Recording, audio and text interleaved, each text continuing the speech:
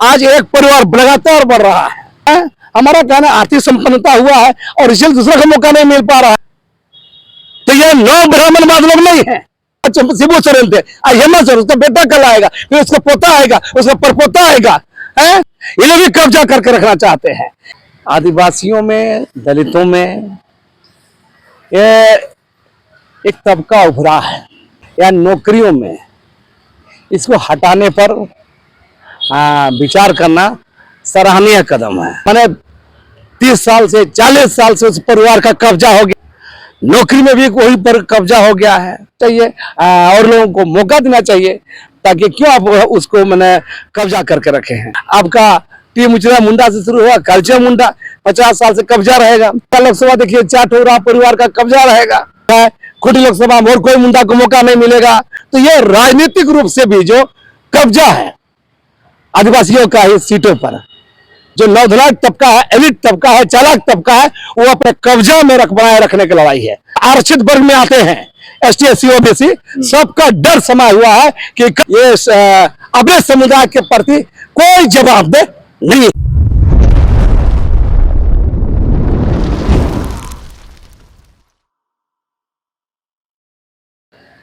नमस्कार, जोहार। आप देख रहे हैं झारखंड स्वतंत्र खबर। अभी की जो स्थिति है झारखंड का या भारत देश का कहें तो आज भारत बंद था। भारत बंद इसलिए था कि SC ST OBC का जो क्रीमी लेयर की बात आया था सुप्रीम कोर्ट की तरफ से, उसके लेकर के आज भारत बंद था। तमाम लोग भारत बंद में भी शरीक हुए हैं। आज भारत बंद कुछ लोग कह रहे हैं सफल भी हो गया है। और लेकिन इसी क्रम में आदिवासियों में बुद्धिजीवी लक्ष्मीनारायण मुंडा है, लगातार अपनी बातों को रखते रहते हैं आदिवासियों की समस्या को लेकर के। आज हम जो बात करते हैं इनसे कि भारत बंद जो हुआ है, जो ST OBC के लेकर के क्रीमी लेयर की जो बात किया जा रहा है, उस पर ये क्या कहते हैं। दादा जोहार। आपके तमाम दर्शकों को भी मेरी ओर से जोहार है। दरअसल आज जो भारत बंद बुलाया गया था, ये भारत बंद सुप्रीम कोर्ट ने कहा है कि ST SC में क्रीमी लेयर उभरा है, उसके बारे में उसको बाहर किया जाना चाहिए राजनीतिक रूप से, और जो नौकरी में राजनीति में आरक्षण उसको बाहर किया जाना चाहिए। वहीं देश के प्रधानमंत्री मोदी सरकार द्वारा सुप्रीम कोर्ट के इस आदेश के आलोक में उस फैसले को नहीं माना और प्रधानमंत्री ने कहा है कि ये लागू नहीं होगा। आज भारत बंद इसलिए बुलाया गया है कि सुप्रीम कोर्ट के फैसले के बाद भारत सरकार ने या प्रधानमंत्री मोदी ने महज जुबानी बात कही है, इसको अध्यादेश के रूप में नहीं लाया है। तो इसीलिए आज का भारत बंद बुलाया गया। लेकिन मेरा इसमें साफ कहना है, जिस दिन सुप्रीम कोर्ट का फैसला आया उस दिन मेरा बयान भी आया था, अखबार में देखे होंगे। मैंने कहा कि आदिवासियों में, दलितों में ये एक तबका उभरा है, इसे राजनीतिक जो प्रतिनिधित्व है या नौकरियों में इसको हटाने पर विचार करना सराहनीय कदम है। हम इसलिए इस बात को कहते हैं, देश आजाद होने के बाद, भारत की संविधान बनने के बाद इन 74 सालों में परिस्थितियां बदली हैं। आदिवासियों, दलितों, पिछड़ों में भी एक संपन्न एलिट क्लास तबका उभरा है, और ये संपन्न नौधलाट वर्ग एलिट क्लास जो है, ये और अपने ही समुदाय के, अपने ही वर्गों के, चाहे दलित वर्ग हो या पिछड़ा वर्ग हो या आदिवासी का होगा, इनके हिस्से की जो ये है जा मिलना चाहिए। निचले जो हाशिए में जो लोग हैं, जो आदिवासी हाशिए में हैं, जो दलित हाशिए में हैं, जो पिछड़े हाशिए में हैं, उन लोगों का तक ये इसका फायदा नहीं मिल पाता है। इससे क्या होता है, आप देखिए राजनीतिक रूप से भी देखिएगा, जो परिवार राजनीतिक रूप से भी देखिएगा चुनाव लड़ रहा है, माने 30 साल से 40 साल से उस परिवार का कब्जा हो गया है, नौकरी में भी वही पर कब्जा हो गया है। तो जब आप संपन्न हो गए तो आप मेरिट लिस्ट में जाइए, जनरल कैटेगरी में जाना चाहिए, आपको जाना चाहिए। आप संपन्न तबका है, आप बौद्धिक रूप से, आर्थिक रूप से, सामाजिक रूप से सब तरह से मजबूत है, तो आपको चल जाना चाहिए और लोगों को मौका देना चाहिए, ताकि क्यों आप उसको मैंने कब्जा करके रखे हैं। तो मेरा साफ साफ कहना है, जैसे आप बता रहे हैं आज बाबूलाल मरांडी, अर्जुन मुंडा, हेमंत सोरेन, ऐसे बहुत सारे मिलेंगे। एक रिजर्व सीट से लड़ रहे हैं, कब मौका मिलेगा? कल अर्जुन मुंडा का बेटा लड़ेगा, उसका पत्नी, उसका बेटा, उसका पोता। खुट्टी लोकसभा में देखिए आपका टी मुंडा से शुरू हुआ, कलचे मुंडा 50 साल से कब्जा रहेगा। लोहरदगा लोकसभा देखिए 4 ठोरा परिवार का कब्जा रहेगा।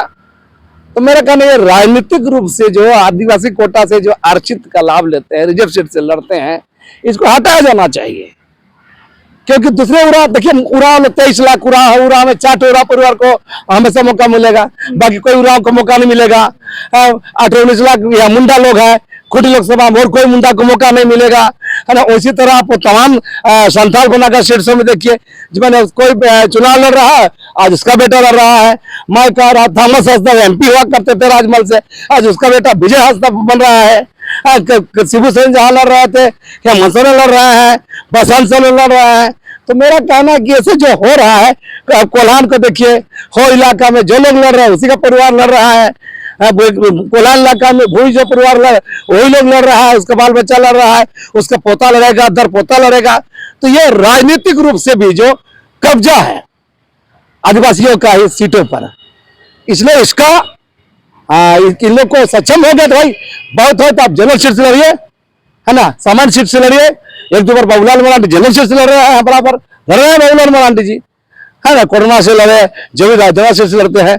तो मेरा कहना है कि राजनीतिक रूप से भी नौकरी में भी यही हाल है, और इसलिए ईमानदारी है होना चाहिए कि ये 74 सालों में एक बहुत बदलाव आया है। ये समुदाय अपने ही समुदाय के हिस्से को चट कर जाता है, खा जाता है, दूसरे को मौका नहीं देता है। इसलिए हम कहते हैं कि आज की जो बंदी है, भारत बंद है, ये आदिवासी दलितों पिछड़ों के अंदर उभरा जो नौधलाक तबका है, एलिट तबका है, चालाक तबका है, वो अपना तमाम चीजों को फिर मैंने कब्जा में बनाए रखने की लड़ाई है। ये आम आदिवासियों का, आम दलितों का, आम गरीबों का, आम पिछड़ों का ये लड़ाई हम नहीं मानते हैं। अगर ऐसा रहता तो मेरा कहता आज चौतरफा विकास और समाज विकास होता। मैंने मेरा कहना है कि इन लोगों का तर्क ये है, तर्क कई लोग देंगे कि नहीं ST SC को आर्थिक आधार पर आरक्षण तय नहीं था। सबसे बड़ा बात बोलेंगे, मैं कह रहा हूं ये भाषण देने के लिए अच्छा है, सुनने के लिए अच्छा है ना, आदर्शवादी भाषण, लिटरेट भाषण देने के लिए अच्छा है। मैं कह रहा हूं आदिवासी समुदाय के, दलित समुदाय के अंदर में आर्थिक आधार पर नहीं बढ़ा है, लोग आर्थिक संपन्नता नहीं हुआ है। हमारा कहना आर्थिक संपन्नता हुआ है, और इसलिए दूसरा का मौका नहीं मिल पा रहा है। एक आम आदिवासी खूंटी लोकसभा चुनाव सोच सकता है, नौकरी में भी तैयारी कर सकता है। तो मेरा कहना जो थोड़ा बहुत आरक्षण का फायदा उठा के जो परिवार संपन्न हो गया, इसलिए भारत का संसद को, सुप्रीम कोर्ट को, और जो ये यहाँ का इस पर बुद्धिजीवियों को विचार करना चाहिए कि और लोगों को मौका देना चाहिए।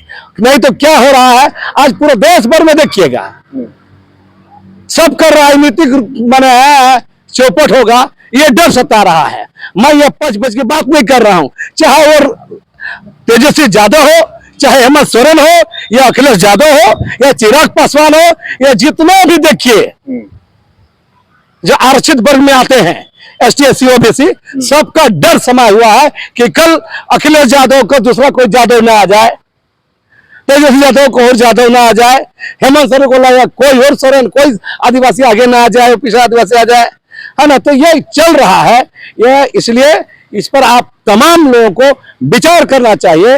और ये आर्थिक आधार पर आरक्षण नहीं है, अपृष्टता के कारण आरक्षण था, सामाजिक भेदभाव के कारण आरक्षण है, ये बोल के नहीं चलेगा। 74 सालों में परिस्थितियां बहुत बदली है। अगर इन 74 साल में अगर ईमानदारी लोग रहते तो आज पिछड़ा वर्ग में, दलित वर्ग में, आदिवासी वर्ग में अपने समानता को देखते। आज क्या हो रहा है? आज एक परिवार लगातार बढ़ रहा है ना, टाटा की तरफ बढ़ रहा है, बिरला की तरफ बढ़ रहा है, अंबानी की तरफ बढ़ रहा है, गोयनका की तरफ बढ़ रहा है। और आदिवासी नहीं है, और दलित नहीं है, और पिछड़ा नहीं है। तो मेरा कहना है इसके लिए भी विचार होना चाहिए, इस पर भी चिंतन होना चाहिए। और मुझे कहने में कोई गुरेज नहीं है कि आज का बंदी भी एलिट क्लास, संपन्न, आदिवासी, दलित, पिछड़ा वर्ग के साथी राजनेताओं, राजनीतिक परिवारों, राजनीतिक वर्गों का और ब्यूरोक्रेट्स जो है उसका उस अधिकार को जो कब्जा करके रखे हैं उसको बचाने की लड़ाई। मैंने लक्ष्मी, आप लगातार ये बात को रख रहे हैं कि जो आर्थिक संपन्न हो गए हैं एसटी ओसी में, वही आज बंदी किए हैं। बिल्कुल, आम जनता, आम लोग तो थोड़ा समझ रहे हैं चीजों को। इन लोग का तर्क है कि आर्थिक आधार पर आरक्षण नहीं होता है। बेशक बहुत बात है, लेकिन दुनिया बदल रही है, बहुत सारी चीजें आर्थिक आधार पर भी तय हो रही है। ऐसा नहीं कि आदिवासी में एलिट क्लास, आर्थिक संपन्न वर्ग नहीं उभरा है, लो राइट वर्ग नहीं उभरा है, दलित में नहीं उभरा है, आपका पिछड़ा में नहीं उभरा है। हमारा कहना है रामविलास पासवान का परिवार, चिराग पासवान आया, फिर इसका बेटा आएगा, तो ये एकाधिकार क्यों? ब्राह्मणवाद को कोस रहे हैं, 3000 साल से राज कर रहा है। तो ये नौ ब्राह्मणवाद लोग नहीं है, ये नौ ब्राह्मणवाद लोग हैं। ये लोग भी कब्जा करके रखना चाहते हैं। इसके में एलिट क्लास जो तबका उभरा है, ये कब्जा शिबू सोरेन थे, हेमंत सोरेन, उसका बेटा कल आएगा, फिर उसका पोता आएगा, उसका परपोता आएगा, कि लालू यादव आया था, तेजस्वी यादव आएगा, उसका बेटा आएगा, उसका परपोता आएगा। आपको बता रहा आप मुलायम सिंह यादव का बेटा आएगा, उसके फिर पोता आएगा। तो ये क्या चल रहा है? आप उतना ईमानदार हैं, मैं कह रहा हूं आप जाइए जनरल सीट से लड़िए।